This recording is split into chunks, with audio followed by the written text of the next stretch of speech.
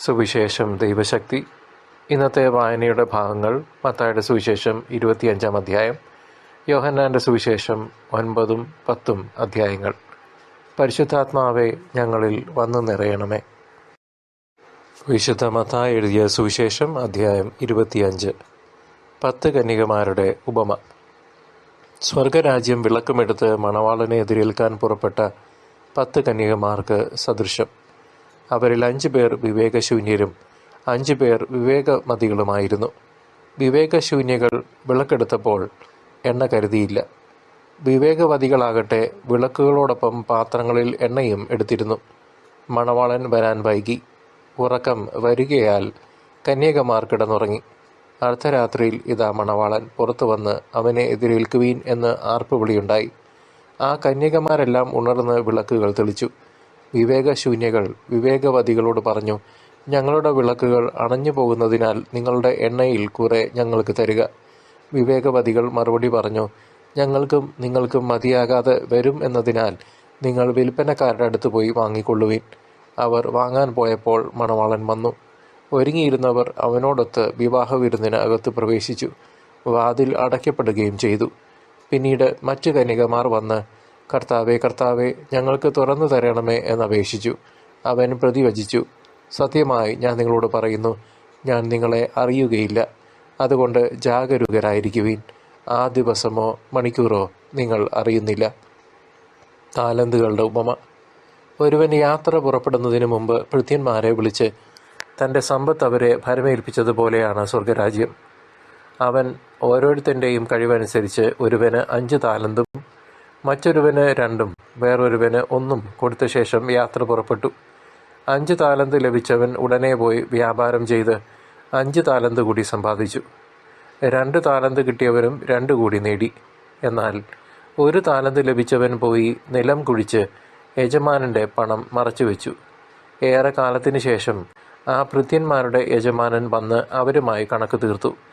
5 താലന്ത് കിട്ടിയവൻ വന്ന് 5 കൂടി സമർപ്പിച്ച്, യജമാനനെ, നീ എനിക്ക് 5 താലന്താണല്ലോ നൽകിയത്.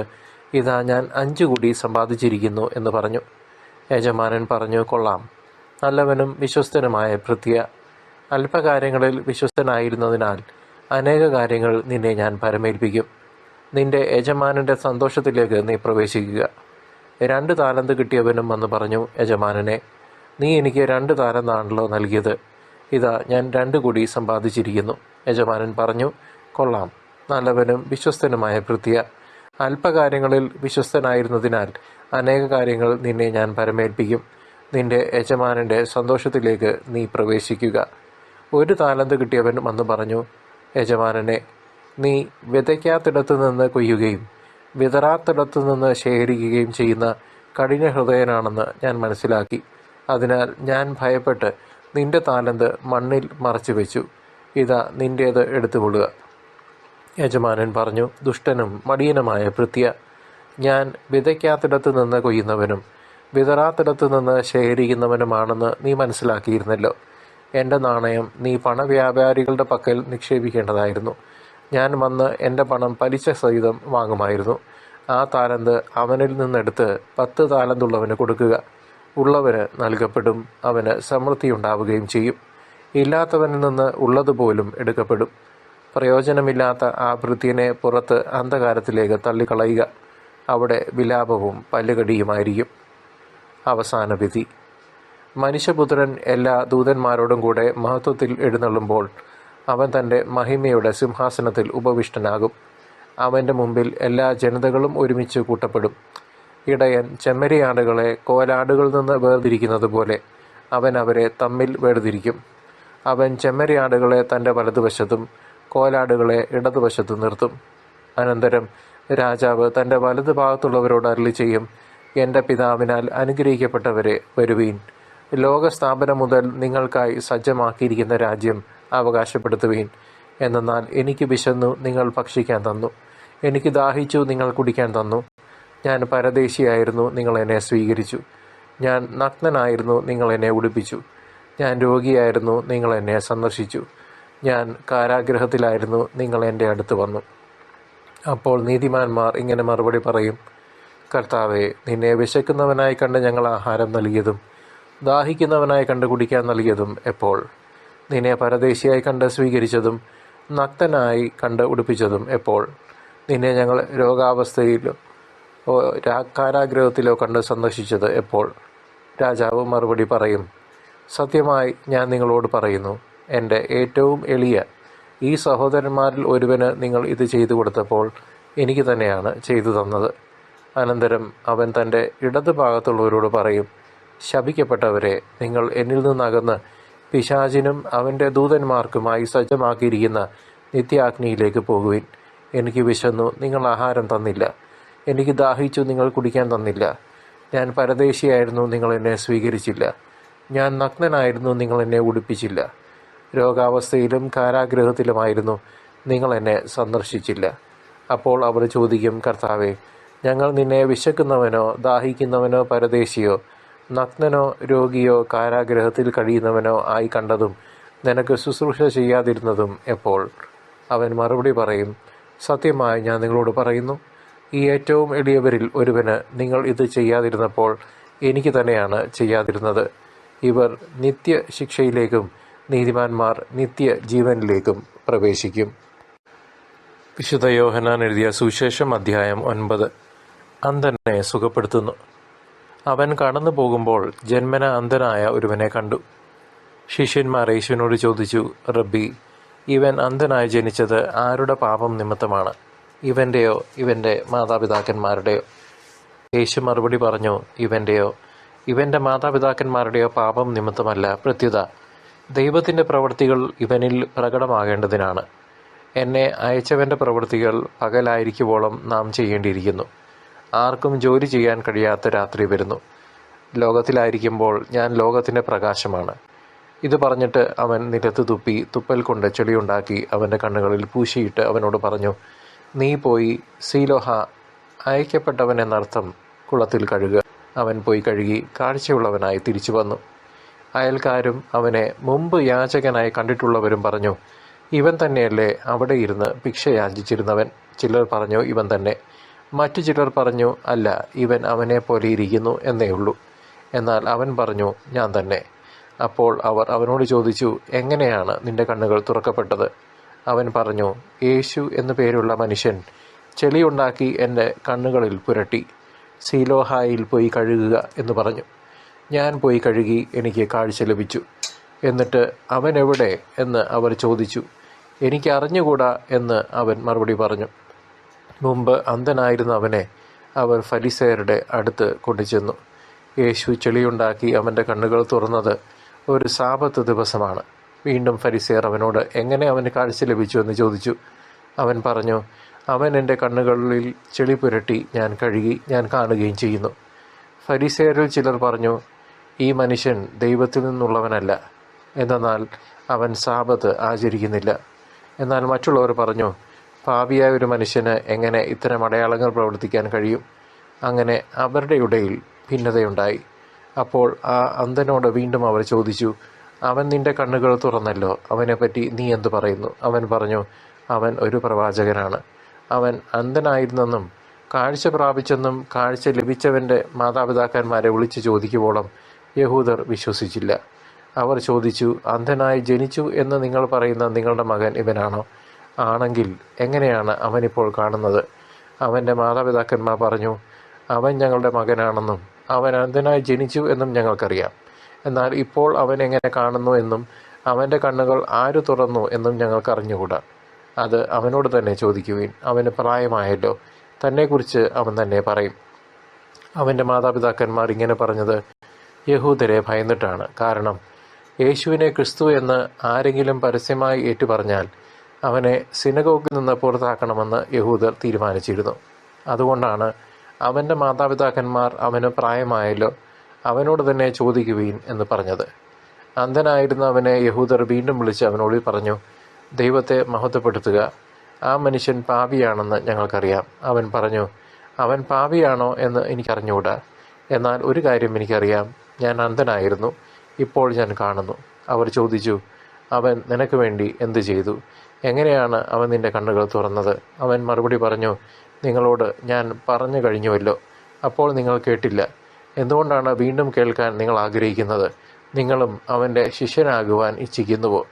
അവനെ ശകാരിച്ചുകൊണ്ട് അവർ പറഞ്ഞു, നീയാണ് അവൻ്റെ ശിഷ്യൻ, ഞങ്ങൾ മോശയുടെ ശിഷ്യന്മാരാണ്. ദൈവം മോശയോട് സംസാരിച്ചുവെന്ന് ഞങ്ങൾക്കറിയാം, എന്നാൽ ഈ മനുഷ്യൻ എവിടെ നിന്നാണെന്ന് ഞങ്ങൾക്കറിഞ്ഞുകൂടാ. അവൻ മറുപടി പറഞ്ഞു, ഇത് വിചിത്രമായിരിക്കുന്നു. അവൻ എവിടെ നിന്നാണെന്ന് നിങ്ങൾ അറിയുന്നില്ല, എന്നാൽ അവൻ എൻ്റെ കണ്ണുകൾ തുറന്നു. ദൈവം പാപികളുടെ പ്രാർത്ഥന കേൾക്കുകയില്ലെന്ന് നമുക്കറിയാം, എന്നാൽ ദൈവത്തെ ആരാധിക്കുകയും അവൻ്റെ ഇഷ്ടം പ്രവർത്തിക്കുകയും ചെയ്യുന്നവൻ്റെ പ്രാർത്ഥന ദൈവം ശ്രവിക്കുന്നു. അന്ധനായി പിറന്ന ഒരു മനുഷ്യനെ കണ്ണ് ആരും തുറന്നതായി ലോകാരംഭം മുതൽ ഇന്നോളം കേട്ടിട്ടില്ല. ഈ മനുഷ്യൻ ദൈവത്തിൽ നിന്നുള്ളവനല്ലെങ്കിൽ ഒന്നും ചെയ്യാൻ അവന് കഴിയുമായിരുന്നില്ല. അപ്പോൾ അവർ പറഞ്ഞു, തികച്ചും പാപത്തിൽ പിറന്ന നീ ഞങ്ങളെ പഠിപ്പിക്കുന്നുവോ? അവർ അവനെ പുറത്താക്കി. ആത്മീയാന്തത. അവർ അവനെ പുറത്താക്കി എന്ന് യേശു കേട്ടു. അവനെ കണ്ടപ്പോൾ യേശു ചോദിച്ചു, മനുഷ്യപുത്രനിൽ നീ വിശ്വസിക്കുന്നുവോ? അവൻ ചോദിച്ചു, കർത്താവേ, ഞാൻ അവനിൽ വിശ്വസിക്കേണ്ടതിന് അവനാരാണ്? യേശു പറഞ്ഞു, നീ അവനെ കണ്ടു കഴിഞ്ഞു. നിന്നോട് സംസാരിക്കുന്നവൻ തന്നെയാണ് അവൻ.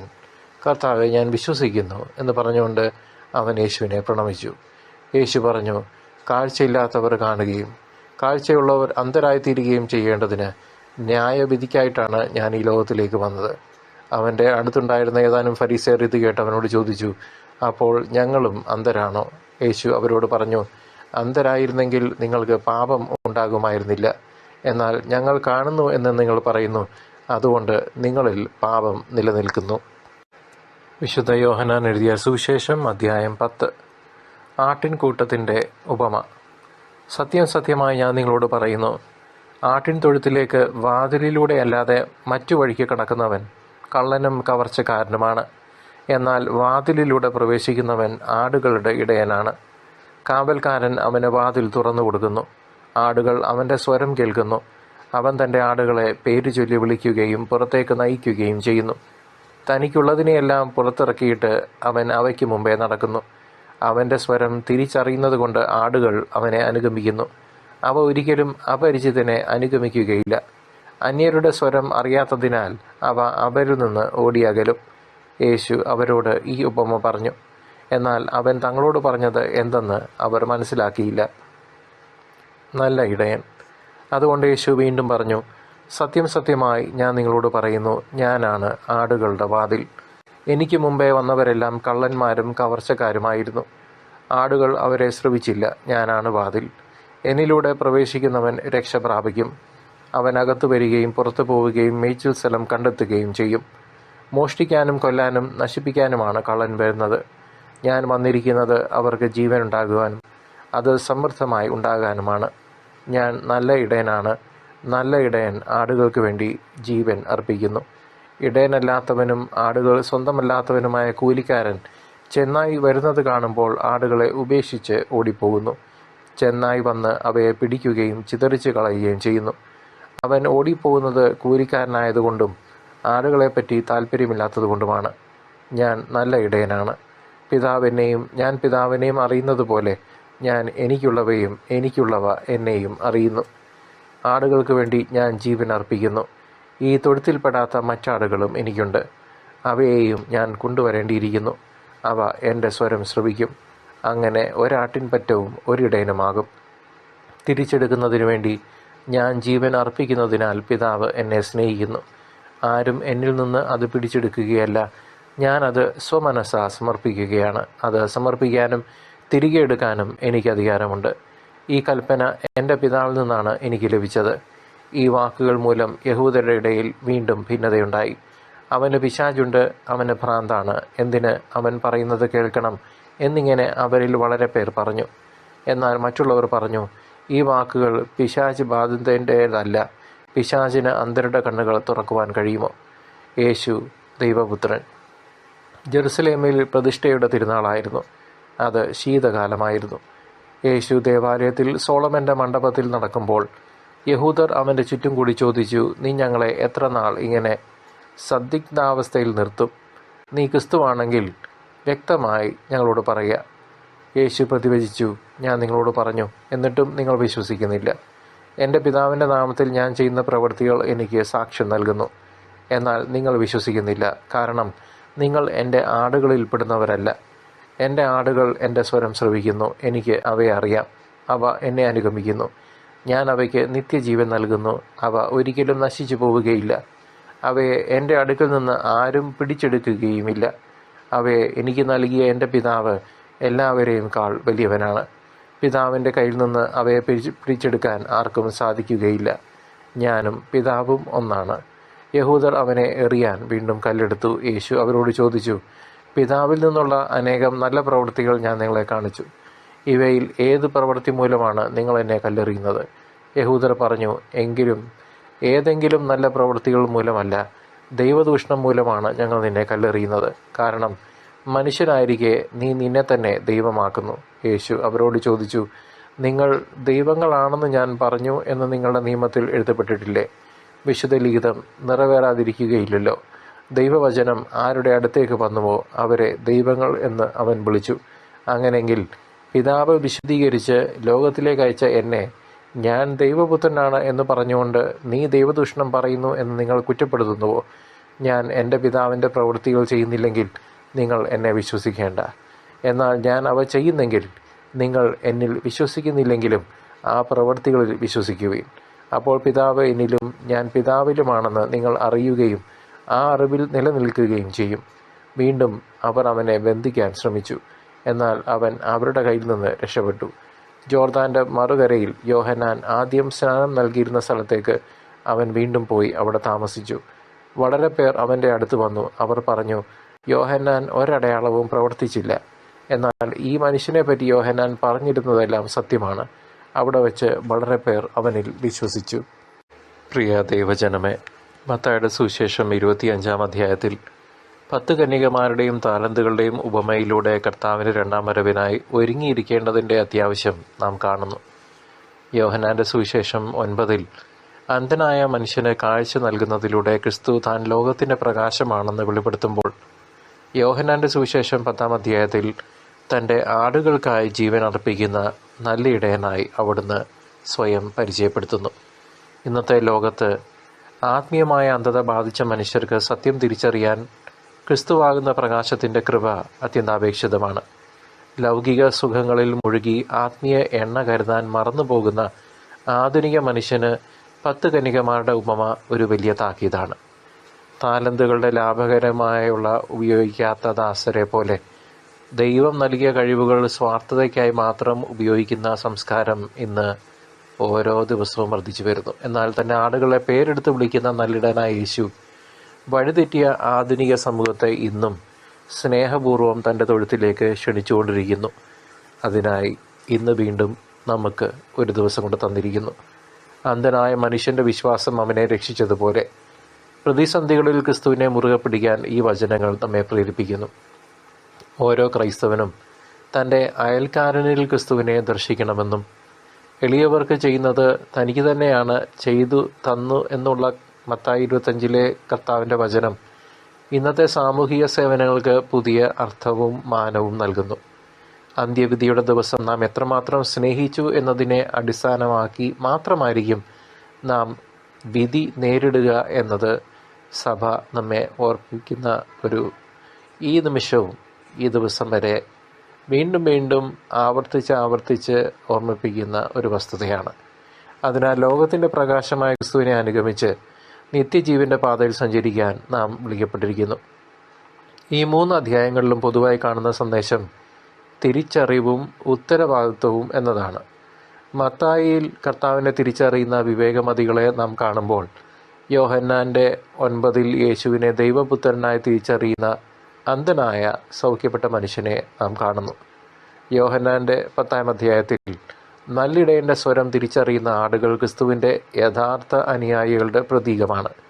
കത്തോലിക്ക സഭയുടെ പ്രബോധനമനുസരിച്ച് പ്രകാശവും ജീവനും ക്രിസ്തുവിൽ നിന്ന് മാത്രമേ ലഭിക്കുകയുള്ളൂ എന്ന സത്യം ഈ സുവിശേഷ ഭാഗങ്ങൾ അടിവരയിടുന്നു. വിവേകമതികളായ കന്യകമാർ കരുതിയ എണ്ണ എന്നത് വിശ്വാസത്തോടൊപ്പം നാം ചെയ്യുന്ന സൽപ്രവർത്തികളാണെന്ന് സഭ പഠിപ്പിക്കുന്നു. നല്ലിടയനായ ക്രിസ്തു തൻ്റെ സഭയിലൂടെ ഇന്നും നമ്മെ നയിക്കുന്നുവെന്നും ഇടയൻ്റെ സ്വരം കേൾക്കാത്തവർ വഴിതെറ്റിപ്പോകുമെന്നും ഈ വചനഭാഗം നമ്മെ ഓരോരുത്തരെയും ഓർമ്മിപ്പിക്കട്ടെ. കൂതാശകളിലൂടെ പ്രത്യേകിച്ച് വിശുദ്ധ കുർബാനയിലൂടെ നമുക്ക് ലഭിക്കുന്ന ആത്മീയ ഉൾക്കാഴ്ച യോഹന്നാൻ 9 അന്ധന് ലഭിച്ച ബാഹ്യമായ കാഴ്ചയ്ക്ക് സമാനമാണ്. ലോകത്തിൻ്റെ അന്ധകാരത്തിൽ ഇടറി വീഴാതിരിക്കാൻ ദൈവവചനമാകുന്ന വിളക്ക് നമ്മുടെ പാതകളിൽ എപ്പോഴും തെളിഞ്ഞു നിൽക്കണം. സഭയുടെ പാരമ്പര്യമനുസരിച്ച് ക്രിസ്തുവിൻ്റെ രണ്ടാം വരവ് ഒരു ഭീതിയല്ല, മറിച്ച് തൻ്റെ ഇടയനെ കാണാൻ കൊതിക്കുന്ന ആടിൻ്റെ കാത്തിരിപ്പാണ്. അവിടുത്തെ സ്നേഹത്തിന് നാം നൽകുന്ന മറുപടിയാണ് നമ്മുടെ ജീവിതത്തിലെ ഓരോ പുണ്യപ്രവൃത്തികളും. ഒരേ ആട്ടിൻപറ്റവും ഒരേ ഇടയനുമാകണമെന്ന ക്രിസ്തുവിൻ്റെ ആഗ്രഹം സഭയുടെ സാർവത്രിക സ്വഭാവത്തെയാണ് വിളംബരം ചെയ്യുന്നത്. ക്രിസ്തുവിൻ്റെ പുനരാഗമനത്തിന് ഒരുങ്ങുക എന്നത് ആത്മീയമായ ഉണർവ് നിലനിർത്തുന്ന പ്രക്രിയയാണെന്ന് ഈ അധ്യായ ഭാഗങ്ങൾ നമ്മെ പഠിപ്പിക്കുന്നു. അന്ധനായിരുന്നവൻ കാഴ്ച ലഭിച്ചപ്പോൾ ക്രിസ്തുവിനെ ആരാധിച്ചതുപോലെ നമ്മുടെ ആരാധനാക്രമ ജീവിതം ക്രിസ്തുവിനെ മഹത്വപ്പെടുത്തുന്നതാകണം. മത്തായി 25 അന്ത്യവിധിയുടെ വിവരണം നമ്മെ ഓർമ്മിപ്പിക്കുന്നത് നമ്മുടെ ഭക്തി എന്നത് പ്രവൃത്തിയിലുള്ള സ്നേഹമായി മാറണം എന്നാണ്. നല്ലിടയൻ ആടുകൾക്ക് വേണ്ടി ജീവൻ നൽകിയതുപോലെ മറ്റുള്ളവർക്ക് വേണ്ടി ത്യാഗം സഹിക്കാൻ തയ്യാറാകുന്നതാണ് യഥാർത്ഥ ക്രിസ്തീയ ജീവിതം. ലോകം നൽകുന്ന കപട വെളിച്ചങ്ങളിൽ വഞ്ചിതരാകാതെ, പ്രത്യേകിച്ച് ഈ അന്ത്യകാല നിമിഷങ്ങളിൽ കപട വെളിച്ചങ്ങളുടെ ഒരു അധിക പ്രസരിപ്പാണ് ഉള്ളത്. യഥാർത്ഥ പ്രകാശമായ ക്രിസ്തുവിൽ നാം നിലനിൽക്കാൻ നാം ജാഗ്രത പാലിക്കണം. അതിൽ വീണു പോകരുത്. തെറ്റായിട്ടുള്ള പ്രകാശങ്ങളിൽ വീണു പോകരുത്. അത് താൽക്കാലികം മാത്രമാണ്. സഭയുടെ ഓരോ മക്കളും തൻ്റെ താലന്തുകൾ ദൈവമഹത്വത്തിനായി ഉപയോഗിക്കുന്നുണ്ടോ എന്ന് സ്വയം ആത്മപരിശോധന നടത്തേണ്ട സമയമാണിത്. ഇനിയും നമുക്ക് സമയമില്ല. മരണാനന്തര ജീവിതത്തിലും കർത്താവിൻ്റെ മഹത്വപൂർണ്ണമായ വരവിലുമുള്ള വിശ്വാസം നമ്മുടെ പ്രത്യാശയെ ബലപ്പെടുത്തണം. നല്ലിടയൻ്റെ ശബ്ദം വിശുദ്ധ ഗ്രന്ഥത്തിലൂടെയും സഭാ പ്രബോധനങ്ങളിലൂടെയും ഇന്നും നമുക്ക് കേൾക്കാം. ആ ശബ്ദം കേട്ട് പിന്തിരിയാതെ ക്രിസ്തുവിനെ അനുഗമിക്കുന്നവർക്ക് മാത്രമേ സ്വർഗരാജ്യത്തിൻ്റെ വാതിലുകൾ തുറക്കപ്പെടുകയുള്ളൂ. ഓരോ നിമിഷവും കർത്താവിനെ സ്വീകരിക്കാൻ ഒരുങ്ങിയിരിക്കുന്ന ഒരു വിശുദ്ധമായ ഹൃദയം രൂപപ്പെടുത്താനാണ് കത്തോലിക്ക വിശ്വാസം നമ്മെ പരിശീലിപ്പിക്കുന്നത്. ക്രിസ്തു നമ്മെ ഇന്ന് വിളിക്കുമ്പോൾ കർത്താവെ ഇതാ ഞാൻ എന്ന് പറയാൻ കഴിയത്തക്ക വിധം നമ്മുടെ ആത്മാവിനെ നമുക്ക് വിശുദ്ധമായി ഒരുക്കാം. നമ്മുടെ രക്ഷകനായ ക്രിസ്തുവിൻ്റെ വരവിനായി ഒരുങ്ങാൻ ഇന്നു മുതലെങ്കിലും നമുക്ക് 3 തീരുമാനങ്ങൾ എടുക്കാം. ഒന്നാമതായി, നമ്മുടെ ഇടയിലുള്ള രോഗികളെയും പാവപ്പെട്ടവരെയും സഹായിച്ചുകൊണ്ട് മത്തായി 25 എളിയവരോടുള്ള സ്നേഹം പ്രാവർത്തികമാക്കാം. കർത്താവിനാണ് നാം ചെയ്യുന്നത്. രണ്ടാമതായി, പാപത്തിൻ്റെ അന്ധകാരത്തിൽ നിന്ന് മോചനം നേടാൻ പതിവായി കുമ്പസാരമെന്ന കൂദാശ വഴി ആത്മീയ കാഴ്ച പുതുക്കാം. നമ്മുടെ ജീവിതങ്ങളെ വിശുദ്ധീകരിക്കാം. മൂന്നാമതായി, ദിവസവും ദൈവവചനം വായിച്ചുകൊണ്ട് നല്ലിടയൻ്റെ സ്വരം തിരിച്ചറിയാൻ നമ്മുടെ കാതുകളെയും ഹൃദയത്തെയും പരിശീലിപ്പിക്കാം. വചനം കൊണ്ട് മനസ്സിനെയും ശരീരത്തെയും ആത്മാവിനെയും നിറയ്ക്കാം. കർത്താവ് വരുമ്പോൾ അവിടുത്തെ വലതു ഭാഗത്ത് നിൽക്കാൻ അർഹതയുള്ളവരായി നമുക്ക് നന്നായി ഒരുങ്ങാം. സർവശക്തനായ ദൈവം നിങ്ങളെയും നിങ്ങളുടെ കുടുംബങ്ങളെയും നിങ്ങളുടെ ജീവിത സാഹചര്യങ്ങളെയും അനുഗ്രഹിക്കട്ടെ. പിതാവിൻ്റെയും പുത്രൻ്റെയും പരിശുദ്ധാത്മാവിൻ്റെയും നാമത്തിൽ തന്നെ. ആമേൻ.